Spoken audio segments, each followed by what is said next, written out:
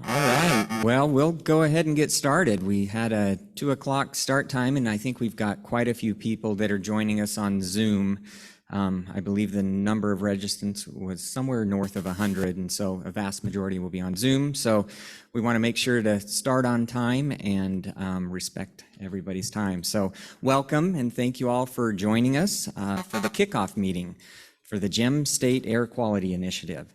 And before we get started, I do want to note that we will be recording this meeting and posting it to DEQ's website. I'm Jess Byrne, and I'm the director of the Idaho Department of Environmental Quality, and I'm pleased to be here with all of you this afternoon.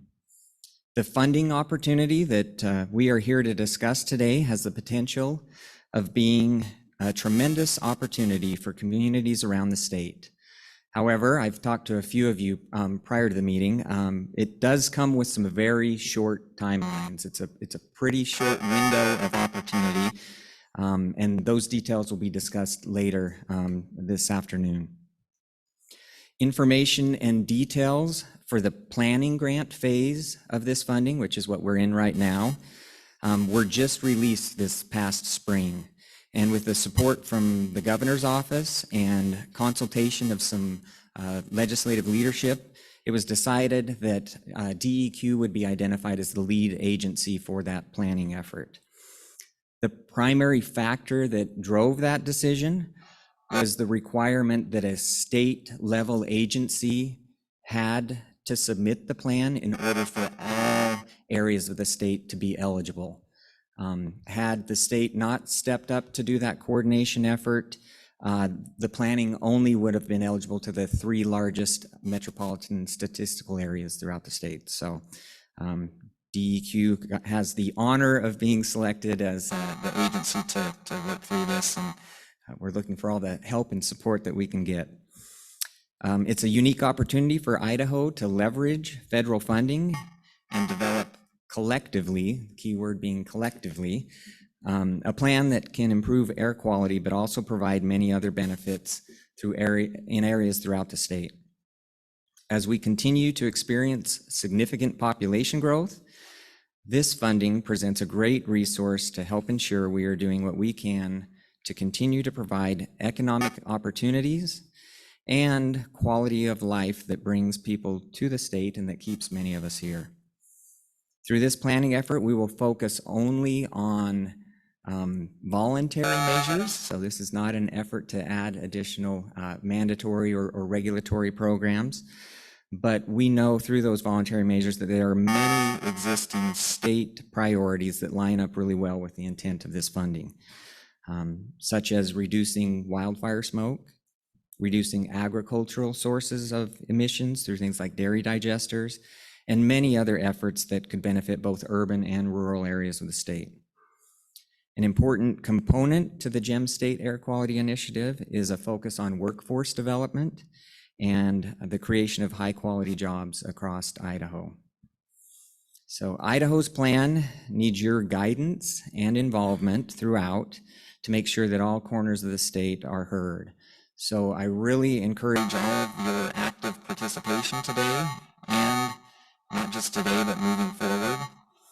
And I'd like to just briefly introduce a little bit of the team that we've got that is here with us today and that's been working on this. We've got Tiffany Floyd, who is our Air Quality Administrator, Division Administrator. Mary Anderson, she's our Planning Bureau Chief within the Air Quality Division, and she's DEQ's lead on this effort. In the back, we've got Aislinn Johns, who's an Air Quality Analyst in Mary's Bureau. I've also got Kristen Ryan, who's our Deputy Director. And then I saw Diane somewhere earlier, but I'm not sure if, okay, she's guiding people in. And then we've also got a few folks from the University of Idaho. So we've got Dr. Megan Foster, and she's a Program Director and Research Scientist at the McClure Center for Public Policy Research, and is serving as the lead for the McClure Center, who's going to be assisting with us to try to connect Idahoans with this effort. And then Crystal Callahan is Operations Director at the McClure Center, who will be managing the Zoom platform. And then her seat's empty, or oh, here she comes, perfect timing. We've got Gina Whitney, and she's a Grants and Research Associate at the McClure Center that's assisting as well. So with that, I'd once again just like to welcome everybody and thank you all for coming. And I'll turn it over to Tiffany Floyd, who will go over kind of the logistics and the agenda for the day. So thank you.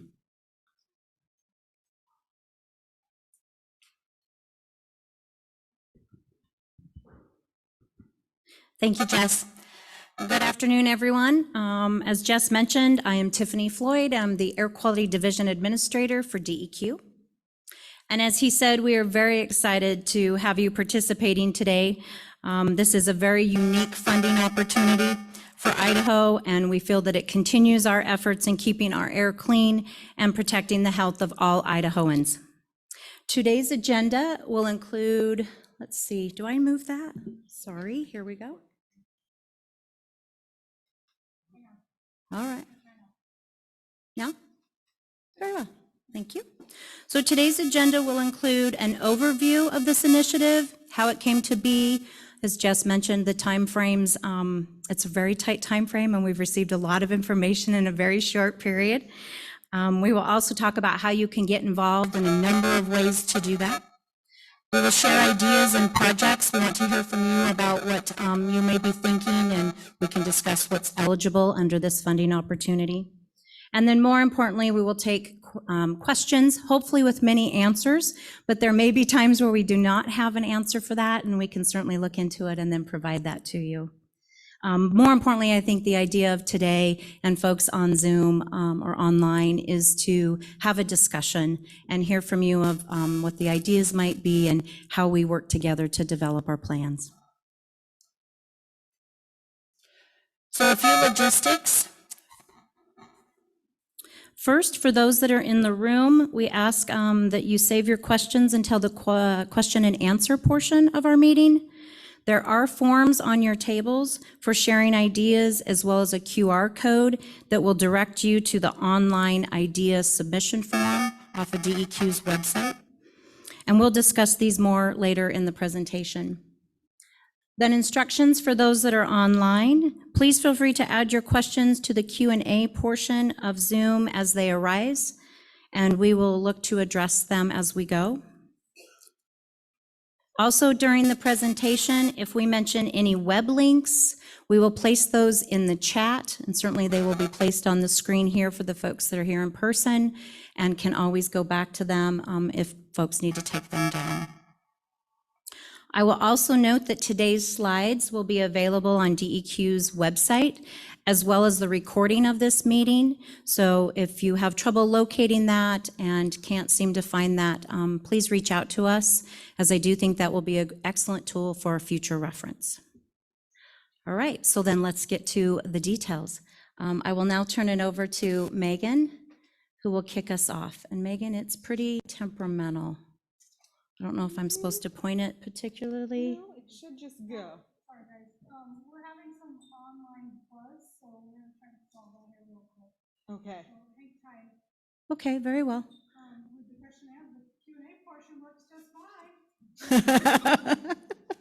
Will you, one of you on the mic, say online folks, is the buzz better? For the online folks, can you tell us if the buzz is better? Must be through the sound.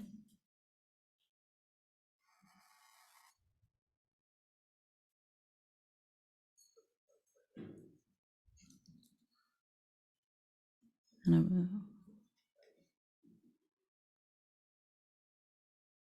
don't know if she's able to move the slide to the next. Okay.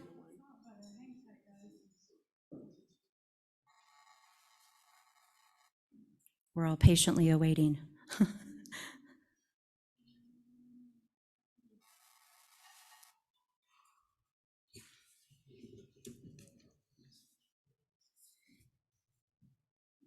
You know, it's always when we test it and there's no one in the room that it works.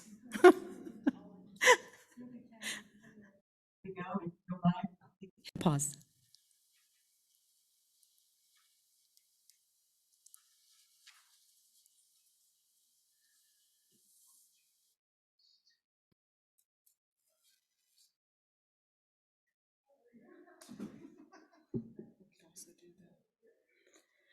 she can move, advance. She should be able to connect it in just a second. Okay, Can't advance just yet. very well. You're fine.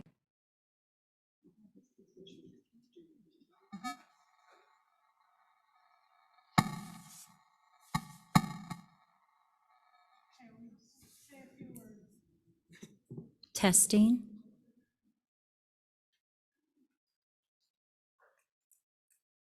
Are you wishing for me to ask how the sound is online?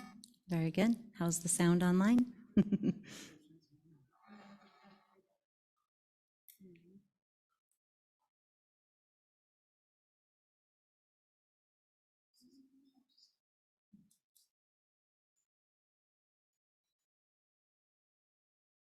Well, for those folks that are here in the room, we have refreshments. So as we try to get things going, feel free to help yourself to any refreshments, coffee and water and some goodies. Do you want me to, yeah, for Diane to come in?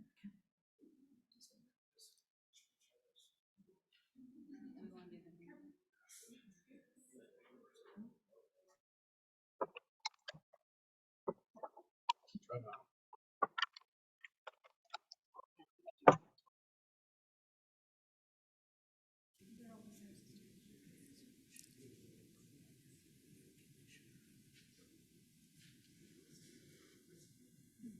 We could ask, let's see, I'll get Diane's eyes and she can come right over back.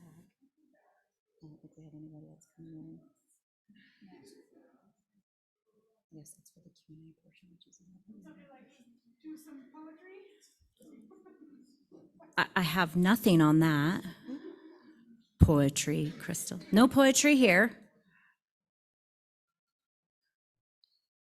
Again, checking in on the sound.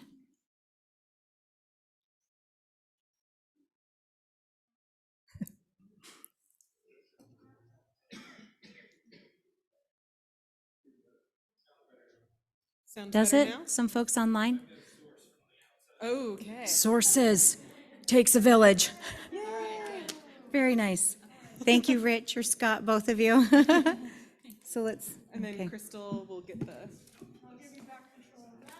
Okay, now you can click. Now I can click. There we are. Perfect. I'll turn it over to you, Megan. Thank you very much, Tiffany. Appreciate that. So welcome again, everyone. Thank you all for joining today. So the Gem State Air Quality Initiative, as was mentioned, is funded by the Climate Pollution Reduction Grants under the US EPA and part of the Inflation Reduction Act. So there are two phases to the Gem State Air Quality Initiative. This first phase is focused on planning. So Idaho was awarded a non-competitive planning grant this past summer, 2023, to develop two plans to improve air quality, a priority plan and a comprehensive plan. So our priority plan is due March 1st, 2024, quickly approaching, and it will really identify kind of ready to implement projects and really set the priorities for those projects funded under the implementation grants. So our comprehensive plan is due summer 2025, and this is a longer term framework that really builds upon the priority plan. So the second phase of the initiative is implementation. This phase is part of the National EPA Implementation Grant Opportunity, which can fund a variety of measures outlined in Idaho's priority plan. And applications for implementation grants are due April 1st, 2024, so just a month after the priority plan is due. So building off of what Director Byrne had said in the opening, the Gem State Air Quality Initiative provides many benefits and opportunities to Idaho and Idahoans. So some of these include improved air quality and quality of life, Idaho creating its own pathway towards cleaner air, sharing ideas and best practices, and creating a pathway for rural communities to access this funding for projects that they're working on or that they are interested in. So our priority plan. So this will really be the focus of our meeting since the deadline is approaching quite quickly. And as I said, must be submitted by March 1st, 2024. And so our priority plan is really just that. It is a plan that will focus on priority sectors and measures for improving air quality and reducing emissions. The measures included in this first plan will be those that are close to or are shovel-ready for implementation funding. And only measures listed in the priority plan are eligible for implementation funding. So there are 6 required elements to the priority plan. Engagement from the public, business, nonprofits, governments, working with all of you to really help guide and shape this plan. DEQ will lead a low-income and disadvantaged communities benefits analysis. This is also called a LIDAC analysis, if you hear that phrase. And this analysis will really identify benefits for low-income and disadvantaged communities, such as delivering cleaner air, reducing energy cost, improved housing quality, and supporting the creation of high-quality jobs associated with those measures listed in Idaho's priority plan. And Mary will touch a little bit more on this low-income and disadvantaged communities benefits analysis here in a minute. So another required element to our priority plan are voluntary measures to improve air quality and reduce emissions. A greenhouse gas inventory for Idaho to identify those priority sectors related to emissions reductions, and then details about which entities in Idaho are able to kind of lead the implementation for these voluntary measures. So moving briefly to just the comprehensive plan. So the key requirements of this plan really build upon Idaho's priority plan and have 5 additional key elements. So a workforce planning analysis that will include opportunities related to workforce development associated with those voluntary reduction measures. It will also require a greenhouse gas emissions projections and reduction goals. A benefits analysis that will assess the benefits of the voluntary reduction measures across the state. And then the plan will also contain a list of other funding opportunities that can help support the implementation of those identified voluntary measures. So now to talk a little bit more about kind of how we will be connecting with Idahoans, connecting with all of you on the Gem State Air Quality Initiative, and why your involvement is so important to this work. So the goal of the Gem State Air Quality Initiative is to help support job creation, lower energy costs, deliver cleaner air in places where people live, work, play, go to school, including rural communities. And we really only achieve this goal by supporting existing and new initiatives and engaging stakeholders to improve air quality and reduce emissions. With the state leading this effort, it opened the opportunity for all Idahoans to be included. And we want all communities to know that their projects and ideas have a place in these plans. And we want to make sure that this federal money is available for projects that are important to our communities throughout Idaho, particularly in the smaller towns in rural Idaho. So for the collaboration, both for the priority plan and the comprehensive plan, so DEQ and the McClure Center will connect closely with Idahoans to gather ideas for projects that will inform those voluntary measures that may be included in our priority plan. And these measures are those that can improve air quality and reduce emissions. And so for the comprehensive plan, we'll really be building upon that engagement to look across all sectors and across all of the state. So our timeline for this work. So I want to focus a bit about the priority plan timeline. Since it is short, we're approaching some key deadlines here fairly quickly, and we really need your guidance as soon as possible. So during the month of October, we're holding this kickoff meeting. We're having additional conversations with Idahoans across the state, really starting to work on the priority plan. And really just this month is focused on introducing this work and gathering your ideas for voluntary measures. November 8th is the deadline for submitting ideas for our priority plan. We hope to have a good number of shovel-ready measures identified by all of you, submitted to us, but of course we welcome all ideas for measures as well. And once we receive your ideas, we'll really be incorporating these into those proposed voluntary measures that are required for the priority plan. We'll also be working on kind of coordination for the implementation grants as well. December and January will be focused on completing the priority plan draft. In January, plan to post a draft to DEQ's website, so that way we can take that next step towards competitive funding and starting to work on the comprehensive plan. February and March, the priority plan will be finalized and will continue kind of coordination around implementation grants. And our priority plan is due to the EPA again on March 1st. In April, the shift will really begin to focus on that comprehensive plan. And so here I'm going to shift this over to Mary to provide a bit of context and kind of for the priority plan, as well as to hopefully give you guys some ideas for measures to propose for Idaho's priority plan.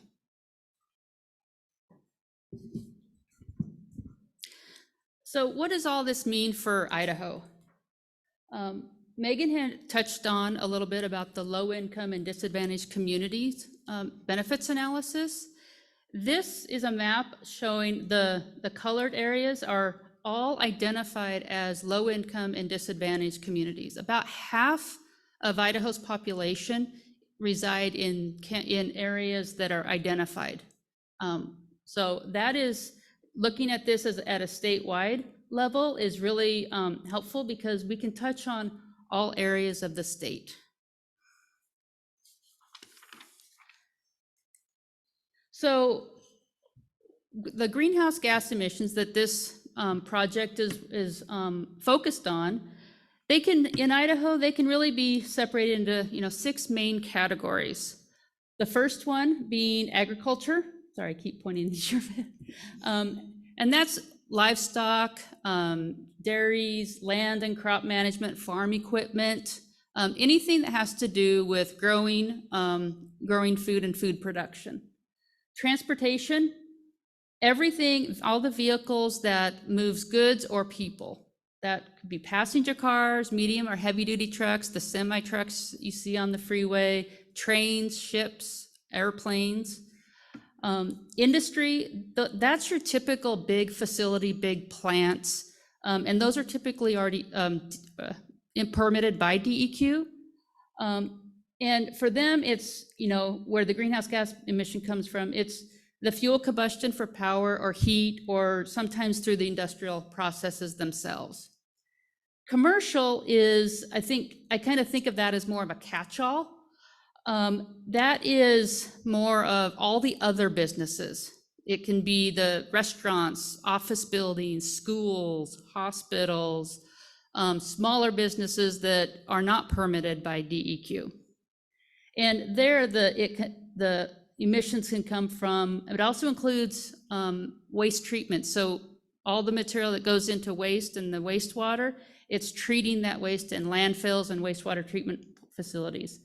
And again, it's the fuel combustion for heat and cooking.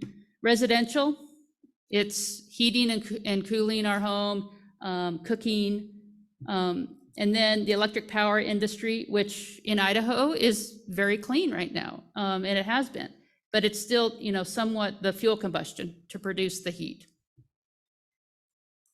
So looking at Idaho's emissions over the last, since 1990 through 2021, it has steadily increased. It's increased about 65% from 1990 through 2021, but the breakout of the source categories have stayed pretty much the same. And looking at this, all of the categories except one has gradually increased over this many years.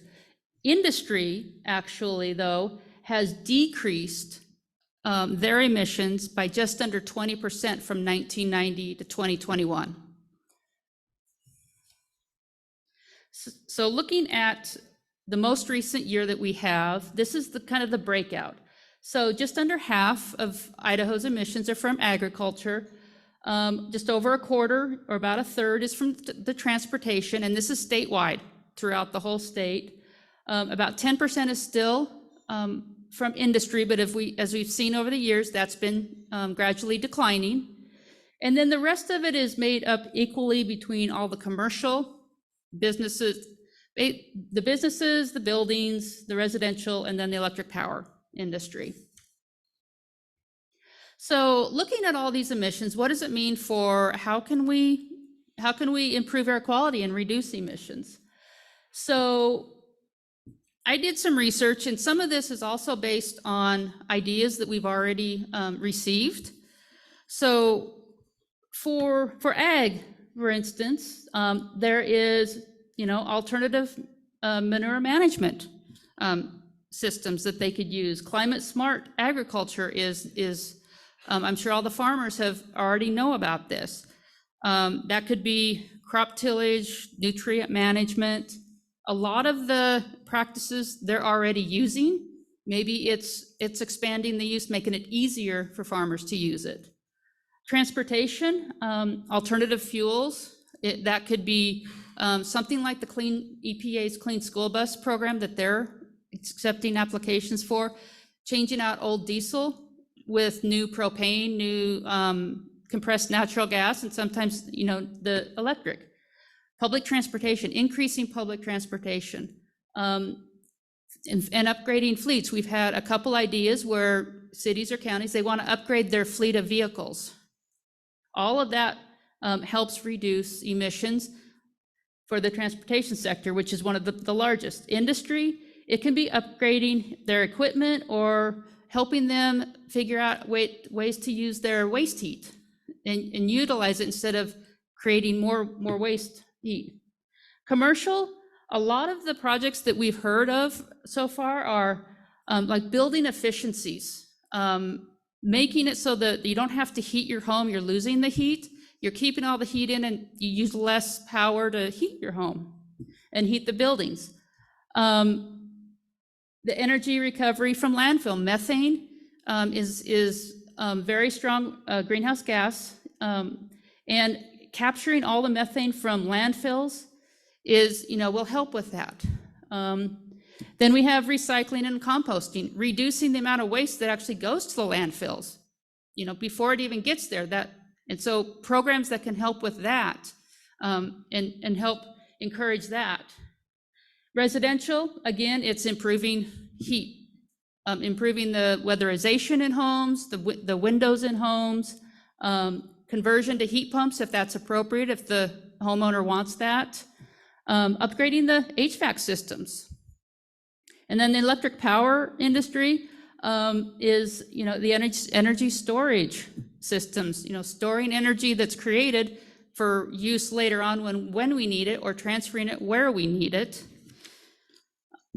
And then a key component, especially for Idaho, that's really important is carbon removal. The forest is a great carbon sink.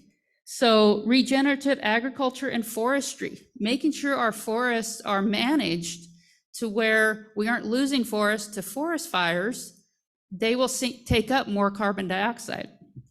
Also, soil conservation, expanding urban forest and green space within cities, that will also help. So I'm just going to briefly touch on the implementation grant, since we do have some information. I've read through that a couple times, and I think I still need to read through that notice a couple more times to fully understand it. But really what it is, the purpose of that is to fund measures outlined in our priority plan. So the measures that are eligible for the implementation grant for Idaho have to be included in our priority plan. So that's why we're really focused on the priority plan first. Eligible entities to apply for these grants are the same that were for the the planning grant: state agencies, municipalities, tribes. Some of the key details, which it's even a shorter time period. Applications for state and municipalities are due April 1st. So the priority plan is due March 1st. These big applications are due April 1st, just a month later. EPA has anticipated the total number of awards for all state and municipalities throughout the US is 30 to 115 total. There's about 70 municipalities and 46 states that accepted the planning grant that then are eligible for this.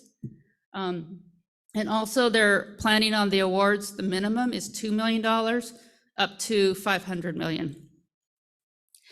And the implementation grant, it really incentivizes states, municipalities, tribes to apply for the funding together as a coalition and implementing these measures across a very large area. We are exploring opportunities at the state level to help ensure that all Idaho communities have an opportunity to potentially receive this funding. As we move forward with that and as we look further into it, that's definitely going to be something that we'll update everybody on. One key thing is EPA won't award multiple grants for the same measure in the same area, same location. So it really leads to, we really have to coordinate and communicate and collaborate for the implementation grant, which really has to be done with the priority plan. The types of projects that are eligible, brand new projects, brand new programs that we've never received funding for, we haven't started. Expansion of measures that are already being implemented. And then also new measures that maybe you got half funding for it, but this implementation grant can provide the other half of funding. So it's a pretty broad range of projects that we can look at, but it's a very short time period, and that's why our focus is on on the priority plan. So, and Megan now, we'll talk about how we can get some ideas out there. Yes. So we want to make sure that you are able to quickly and easily submit ideas for our priority plan. So for those in the room, there are paper forms on your tables that have a QR code in the top corner. So you could scan that to get to the online version of the submission form. For those on Zoom, we've got the QR code also on the slide, and a link will be dropped in the chat as well with that link. And so we're really asking, so name, email address, organization name, city or county. We really want to make sure we're getting ideas from across the state. And then we have space for you to really describe what that project may be. And if you have any related work that, talks to how much quantifications for reductions of emissions or any additional details, there is a place on the online form to just submit a file as well. So if you don't want to start brand new, there's a place to just kind of submit work that you already have.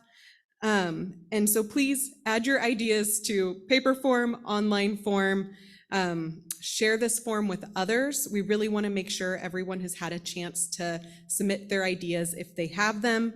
We will be sending reminders via email to you as well with the link to the form. So we really need your ideas. We really want to make sure all communities and Idahoans know that their projects have a place in this plan. And we really need your ideas to create a plan that is reflective of the needs of Idahoans. So we cannot do this without all of you. So with that being said,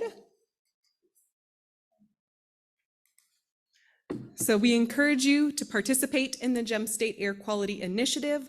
You can go to the website, deq.idaho.gov/GSAQI.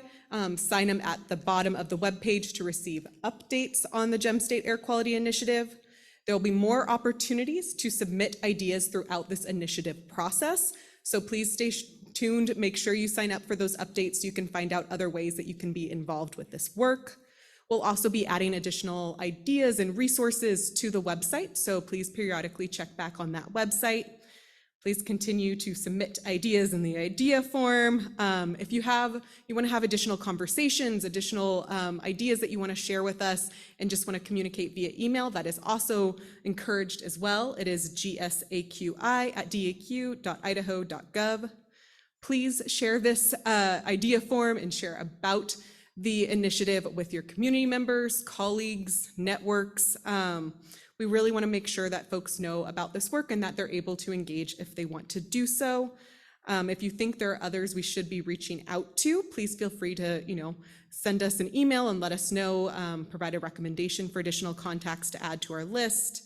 And so we really want to make sure all of these ideas are able to be considered for the priority plan. And outreach and engagement will continue throughout this initiative. So even if you don't have an idea that is quite ready to be submitted, you will have a chance to still submit ideas for the comprehensive plan as well. So please stay tuned for that process. So now, I think we want to move into the Q&A and idea discussion portion. We also, we want to use this time not to just answer your questions, but to really generate some ideas for the priority plan. For today's meeting, these don't necessarily need to be specific projects, even just ideas on topics and areas that are of interest are helpful for us to hear at this point. Please fill out your forms if you want to submit projects as well. And then I will facilitate this portion of the meeting. My colleagues at DEQ will join in to answer questions as well.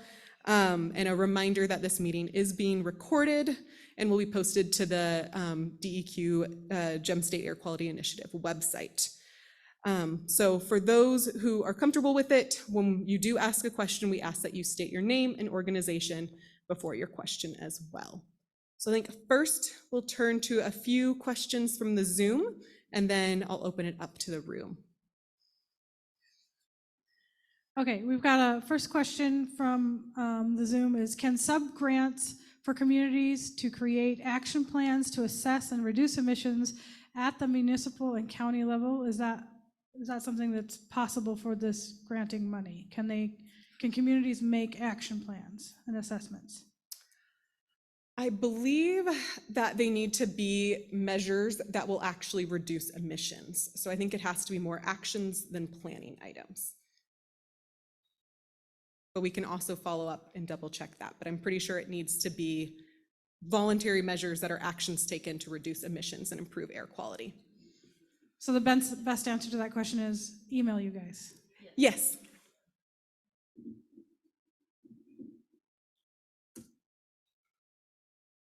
So we've got a question on expand on the forestry application and carbon removal category and add wildland fire to the carbon emission discussion. That might be more of a suggestion. Yeah, or unless there's a way you can expand on the carbon capture and forestry bit of this grant today.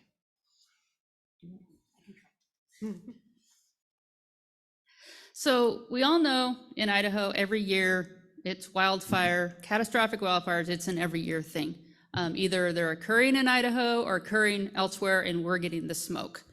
That is removing, the forest takes up a lot of carbon dioxide, greenhouse gases. It is one of the best sinks. So we do want to look at ways we can improve forest management to then reduce the wildfires in Idaho. Therefore, we're not removing those carbon sinks. How we do that, how that's incorporated, we still need to talk about. We still want to get some ideas out there. But we know that forest fire, those are the biggest emitters in Idaho by far of every pollutant. So I hope that answers if that doesn't answer the question, email and we can get back with more. We've got lots of questions, but if you want to turn to the room, you can come back to me. That sounds great. We'll take a few from the room and then turn back over to Zoom.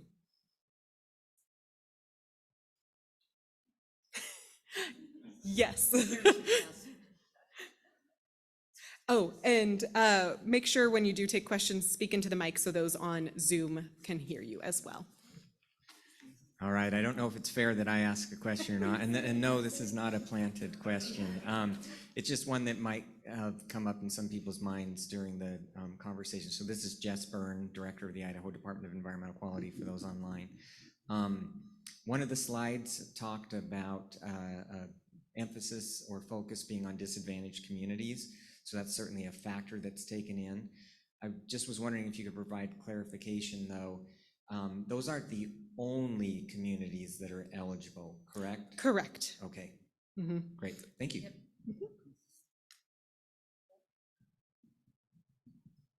I'm Alex Brooks. I'm from the City of Boise Climate Action Team. I am wondering if you have any more information on what you imagine for the coalition idea of how big of an area. Are we looking at a statewide application, or are you looking at regional?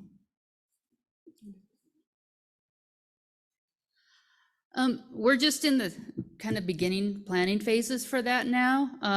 I think there's very limited on how many applications you can be the lead on. So we are talking, kind of looking at a state level, is that the best way for Idaho rural communities to participate? But we're also looking at, for different projects like the wildfire impacts and forest management, is there a way we can work with other states that have the same issues and form a coalition for that? So it may be a combination of it. We'll just kind of have to see what kind of projects are out there, who wants to be in a coalition, who would be the lead, what's the best use of the funds. So, yeah. And we'll be updating everybody as we're going, moving through that. Yeah, it's been out 3 weeks, so we're still trying to read through that and understand it, so. Can I ask an additional question? This is still Alex Brooks from City of Boise. The implementation grants, are they being submitted and reviewed directly by the EPA, or will they be funneled through the planning organization, which for Idaho is DEQ? The implementation grant applications will be submitted to EPA, but we really encourage, because of the way the notice is written for the implementation, that we really need to, as a state and all of the communities, kind of really coordinate to make sure that we don't inadvertently cross over with other entities. And then the way they're doing it is they'll just take the last application that was received. So it's going to take a lot of coordination with that, but they all get submitted to EPA on that. Maybe one more from the room.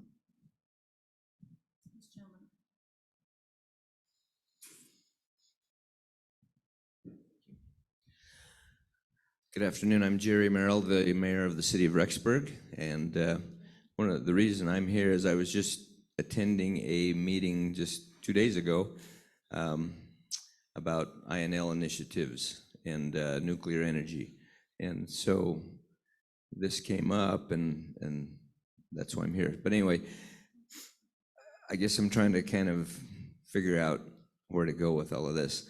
Like, I guess we all are. But so I'm kind of wondering if, the INL is really a statewide thing, and nuclear energy being clean energy is something that I think could benefit the entire state.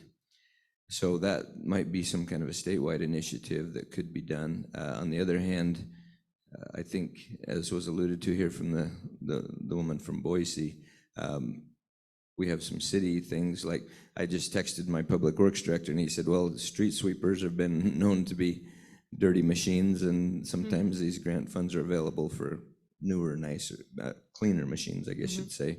So I don't know if, can we participate together with the state on a bigger initiative, and then maybe throw an idea in for a municipality, or maybe a group of municipalities.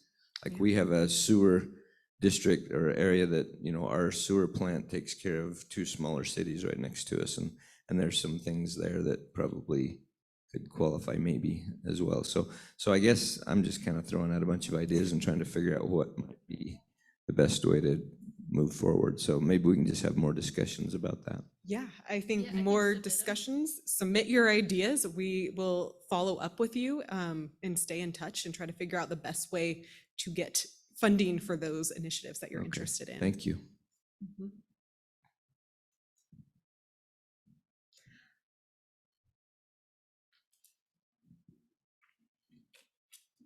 Okay, I'm going to collapse a bunch of online questions, and they're all the same one, is are we eligible? Who is eligible? So school districts, INL folks, who else? So who is eligible? That it all boils down to who is eligible for these grants, and I think Mary's going to drill home an important point here. Oh, you don't have I'm going to go back to the slide. Yeah, But it won't show for the people online. Go ahead, go back to the So who's eligible to apply for an implementation grant? It's state agencies, executive level offices, municipalities, so any of the cities, towns, counties, tribes. They do include councils of government and metropolitan planning commissions and other regional organizations comprised of multiple municipalities. We're still trying to figure out what that really means, and are there groups in Idaho for that? So it's pretty limited on the entities. So school districts, the Department of Ed at the state level could, but individual school districts are not eligible. Universities are not eligible, but a state agency is.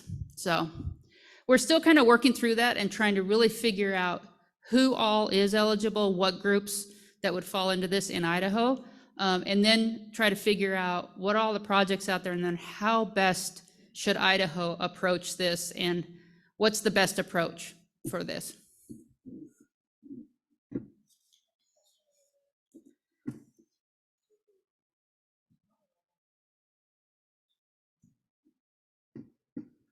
Thanks. Bass Hargrove from the Nature Conservancy.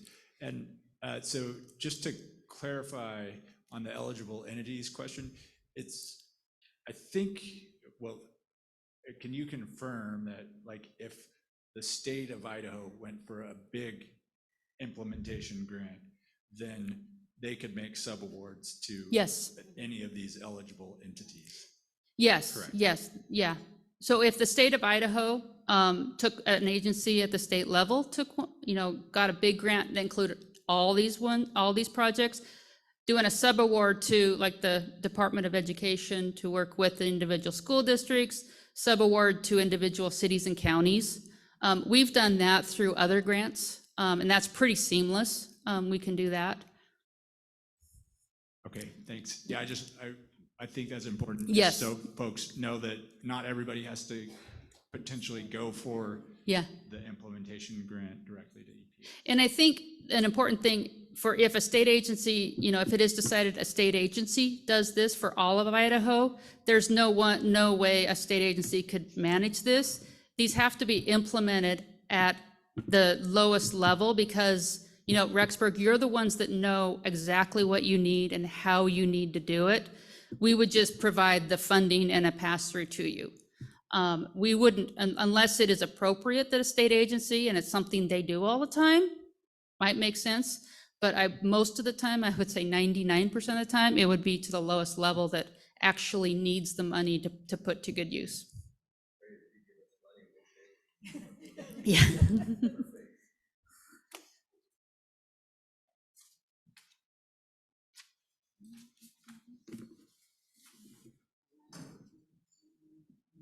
Thank you, Kristen Ryan from DEQ. So I just want to expand on that point because I think it is confusing. And correct me if I'm wrong if I say anything wrong because you guys know better than me, but we need ideas to figure out that mechanism to get the money out. So we need to know what projects people are interested in funding so that we can build the path to get you the money. We do recognize there's limitations to who can get the money, but that doesn't mean we can't subaward it out. So what our goal is to find out who has got projects they're interested in, and then we can spend our time trying to figure out how we can form coalitions to get the money to those entities. So just want to clarify, that's kind of what we're looking for here is what projects are out there, what do people want to have funded so that we can start to figure out how to put together those coalitions to make that happen. Thank you. Yes. Oh, yep. Thank you, Kristen. Tiffany here. I agree. I think I want to try and redirect back to our priority plan. That is the first and foremost thing that we're trying to gather and put together. And so we jump ahead, as we always do. We do in the agency about implementation grants and how do we get into that and where does the money come from and who's eligible. Instead, we need to figure out what types of things are out there based on what the emission sources that Mary has walked us through, and then some of the examples that she has provided, and trying to hear about how do we lump them. I've been calling it a bit of a lumping game so that we can figure out what those areas are, what those projects are. You place them into maybe program areas and we can address it in that manner. So I love all the conversation about the implementation stuff too, but I want to make sure we focus on ideas that will populate our priority plan. Okay, I just want the online folks to know I'm not ignoring all the detailed questions, but there's one that just came in that might be really important. So how is this different from the improving air quality plan priority areas that's posted on the DEQ website? How is this initiative different than what you've already got built?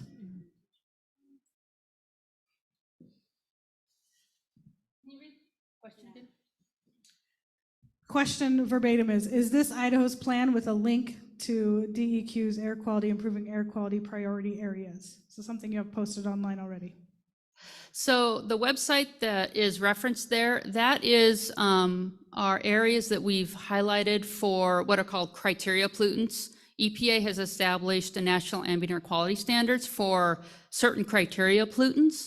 And for those areas that are either have violated or are very close to violating, we have listed on there. And then if areas do violate, we have to develop a state implementation plan. That is very specific for that area, for that pollutant, and it's not associated with this at all. Thanks. And Mary, maybe go back to what this is about. So, In terms of where it came from. so this process it's a brand new program. Just to remind everybody, it's a brand new program from EPA. It's funded through the Inflation Reduction Act. Under the Climate Pollution Reduction Grants Program from EPA. And they have a planning portion of it, which is what we're in right now, that it provides funds to states to do all the planning work, do the coordination, gather the ideas, develop plans for the state or the municipalities if they take it. The next step is the implementation. So it was great that, they did follow up with all this planning with implementation dollars so that we could actually do some of the stuff we want to do. So this is a completely special, it's like a special project. What that person kind of referenced for priority areas, that's kind of our day-to-day Clean Air Act. It's required by the Clean Air Act. And honestly, we don't get funds from EPA to fix it. That's just part of what we do, so. Do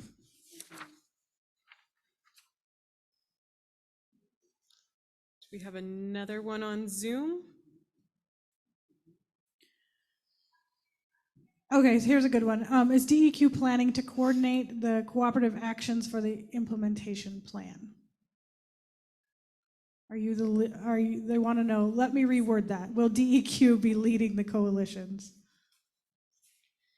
We have not decided that. We've just started the talks on that. So we have not decided. Once we get all of the ideas in to the priority plan and we figure out what is in the priority plan, then that can lead us into what's the best approach and who would be the lead, if there's a lead agency, if it's a statewide or if it's another coalition. So that's kind of, unfortunately, the way we're having to work with this is, and there's such a short time frame, is we're trying to, chunk this into manageable bits. And right now we're working on the priority plan.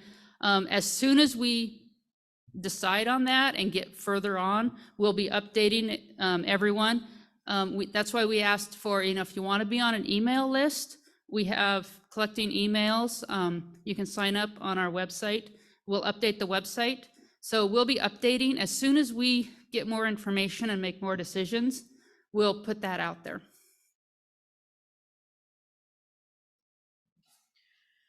Okay, here's another one from online. Can funds be used for EVSE given that NEVI, you guys know what all that means, right? And other funding streams already are intact through BIL. Also, many of the communities who are prepared to participate are not listed as disadvantaged communities. Is there any latitude? Which we kind of already answered the second half, but the first half is the NEVI and the electric vehicles. See? Yep, Learning. got it. Electric vehicle infrastructure is definitely eligible under this implementation grant if it's included in the priority plan. It could complement, we could develop a program that could complement NEVI. NEVI has, very specific roadways and corridors and requirements. And if there isn't sufficient fund to expand beyond that, this could complement it and supplement the funding. So that's definitely doable. And I think the one thing to remember on the low-income disadvantaged communities, that is one advantage of looking at a very large statewide, because not all areas have a lot of low-income disadvantaged communities identified in their cities. But if we look at it statewide, we have 50% of our population.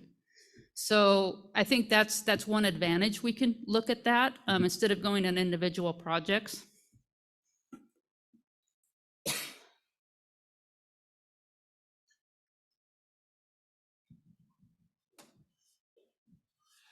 Stephen Hunt from Valley Regional Transit. A couple of questions, if I may. The first being on the priority plan, those ideas need to be shovel-ready, or you're saying that you want ideas about projects that would go into the priority plan? So if you have a specific project, it would be really helpful for us to hear shovel-ready projects so we know how to quantify reductions in emissions and include those on there. If you just have broad categories, we're still interested in hearing that information, so we can try to still develop measures that will address some of those broader categories as well. And of course, for the comprehensive plan, though, we can expand what those measures are as well. Shovel ready would be great, though, if you have them. Okay, follow-up question or comment then? So one of the issues that we're facing as we're electrifying our transit fleet is just the different kind of electric profile we have. So the demand that we have on the electrical grid is very peaky, or it has a low load profile, meaning we end up spiking in demand and rather than having being consistent throughout the whole day, which means our cost profile is very out of whack. We spend a lot of money on demand charges and not as much for energy, so it makes it less cost effective for us to be going to electric. And I think anytime you're going to be doing large vehicle fast charging, you're going to have that kind of really spiky load on the electrical grid. So one of the things that we've been talking to Idaho Power about is battery storage, which was one of the things that you mentioned on the previous slide. And so that would be one that we would be interested in helping to support, would be increasing battery capacity or storage capacity on the electrical grid as a means to incentivizing more electrical EV transition. That is great. And I think we can have those slightly broader, proposed measures in there as well, but it's helpful to hear if that's something that you're interested in, so we can coordinate more on kind of that implementation funding as well.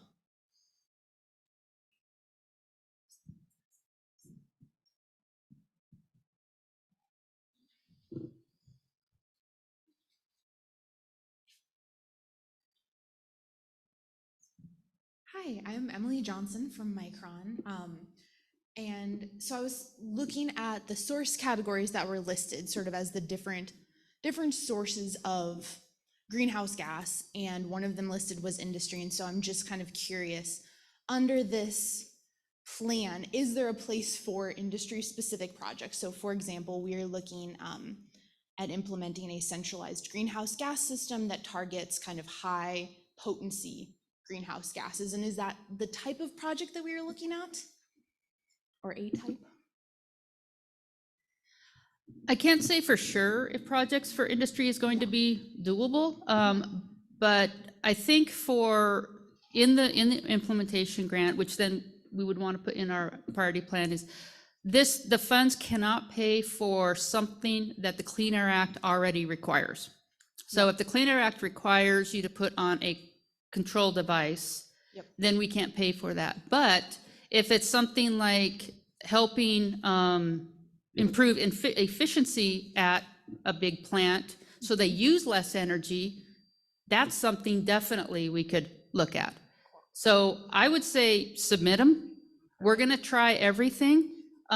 We're going to be creative and try to put it in and figure it out, but I can't guarantee what's going to, No guarantees needed, just making sure that, Yes. that there was a place kind of for ideas from Yes. this sector. Awesome. Yes. Thank you. Any questions on Zoom?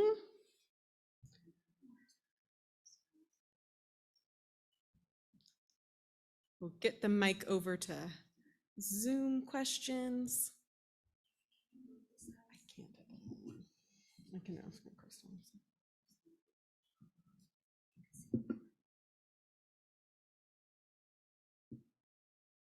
Okay, so for those of you on Zoom that have really specific where's the data questions, probably reach out to this team with the email address. We won't talk about it here because they're going to tell you all kinds of places that you can go. So I'm going to skip those. Some questions on what might be a viable project. Would tree farms on ag land, non-used, not actively farmed land be a viable option? Is that somewhere in your minds? I think Do we know? Yeah, we would welcome that.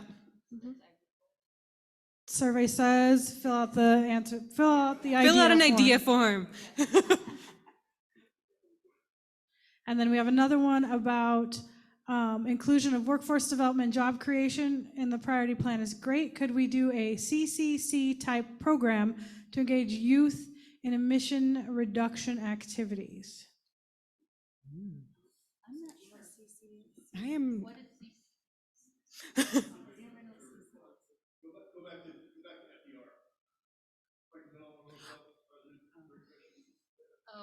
Okay. I am unsure on that. I will say workforce development is not an aspect of the priority plan. We will not be doing a specific one analysis for that, but in the comprehensive plan, we will be doing a workforce development analysis. But I think we welcome ideas if others have them on workforce development. So please share those too. You can email us. Yeah, email, fill out the idea form. Email, fill out the idea form. Okay, next one. This is a little bit of a in the weeds question, but did EPA provide weighted criteria for the priority list? Emissions, 30%, job creation, 30%, shovel ready, 30%, disadvantaged communities, 20%. All spitballing, doesn't add up. But did they provide you with like a rubric of what rises to the top? For the implementation grants, there is a rubric, but not for the priority plan of what measures we should be included. Was that, I feel the question was about the priority plan, not the implementation. Wasn't. I've lost it now, so let's just Okay, pretend. so I'll just say for the priority plan, we do not have guidance on, certain number need to fall into this category. Implementation grant, they do have specific guidance on that. Okay, here's some good ones. Wastewater, that is a sector that can be tackled under this. Correct. Okay, that one's done. For the priority plan, will you need costs, emissions reductions, et cetera, or are ideas all you need for the priority plan? What do you need? If you have quantifications, we will happily take them. If you do not, we will still welcome your ideas.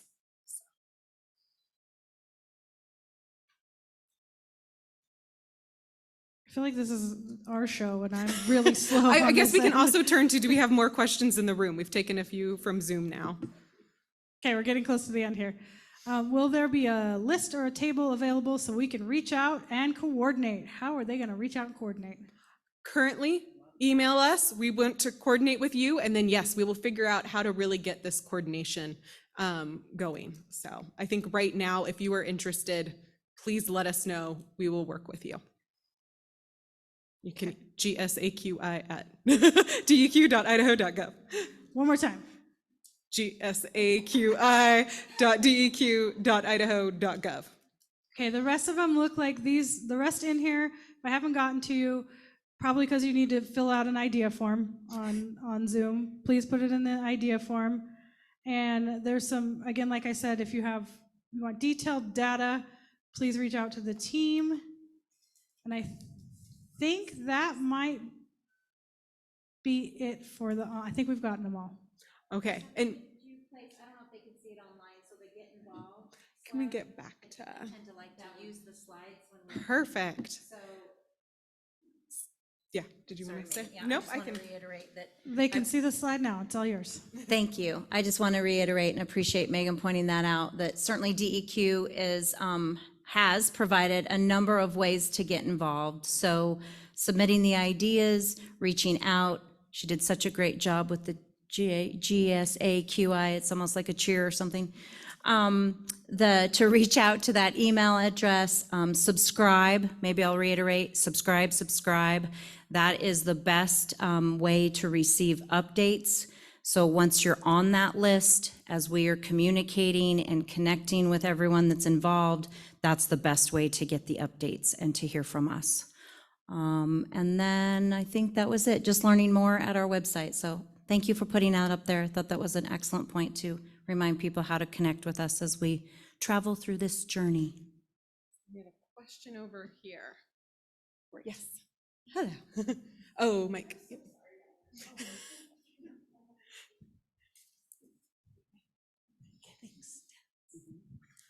Emily Johnson again. For this, is there a way that we can share like this visual or something similar, like to LinkedIn networks or other ways, just to sort of kind of broadly distribute to our networks? Yes, so we do have a one-pager that I believe is on the back table and then will be posted to the DEQ website as well. So it's a great way to kind of share that PDF with others. Thank you. Other questions in the room?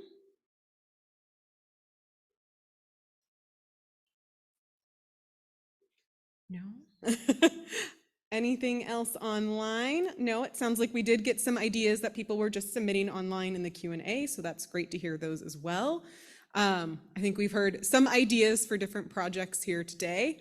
If you have more ideas that you would also like to suggest now, we'll welcome those too, but you do have the forms, so feel free to write those or submit them online as well. I think we're going to conclude for today. Thank you all for joining. Reminder, we can't build this without you guys, so we need your ideas. We want to make sure we're able to really try to get that funding to the communities and those who really need it for those projects. So please, please, please stay in touch and engaged. We appreciate all of you joining us here today as well. And we will be around to answer any kind of questions as well here for a bit. Yes, the slides will be available at least by next week on the DEQ website. Thank you all.